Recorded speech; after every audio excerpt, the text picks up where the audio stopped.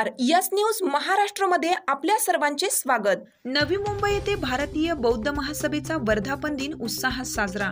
राष्ट्रीय कार्याध्यक्ष डॉक्टर भीमराव आंबेडकर यांची विशेष उपस्थिती। डॉक्टर बाबासाहेब आंबेडकर यांनी स्थापन केलेल्या दी बुद्धिस्ट सोसायटी ऑफ इंडिया अर्थात भारतीय बौद्ध महासभा या संस्थेचा नवी मुंबई शाखेचा वर्धापन दिन वाशी येथे उत्साहात साजरा झाला। या कार्यक्रमात पाहुणे म्हणून राष्ट्रीय कार्याध्यक्ष भीमराव आंबेडकर यांची प्रमुख उपस्थिती होती।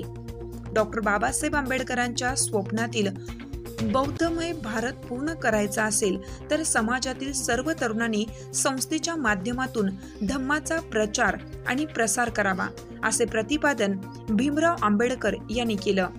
यावेळी नवी मुंबईमधील सर्व जिल्हा पदाधिकारी, महिला, पुरुष, समता सैनिक दलाचे सर्व पदाधिकारी यांची विशेष उपस्थिती होती।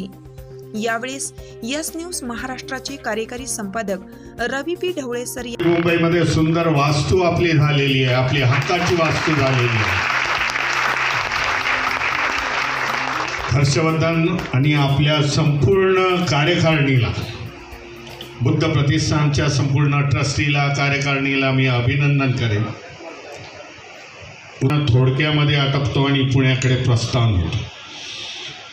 मी अभिनंदन करतोय 27व्या वर्धापन दिनाच्या नवी मुंबईच्या जिल्ह्याला,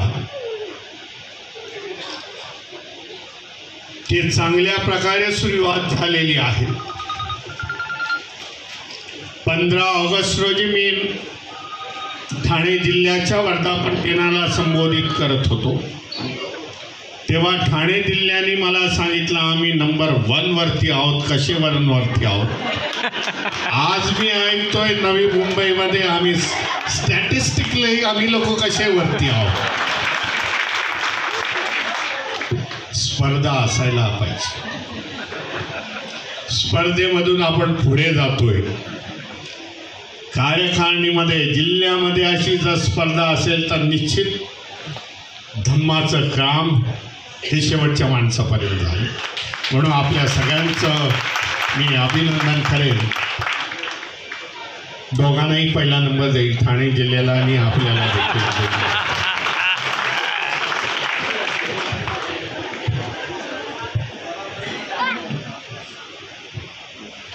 बाबासाहेबांपासून ही धम्म चळवळीला सुरुवात झाली।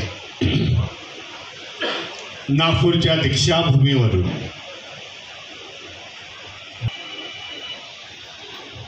आणि त्याच्यानंतर ही धुरा प्रत्येकाने आपली वाहून घेतलेली आहे। बाबासाहेबांचा महापरिनिर्वाण हे 52-53व्या दिवशी झालेलं आहे।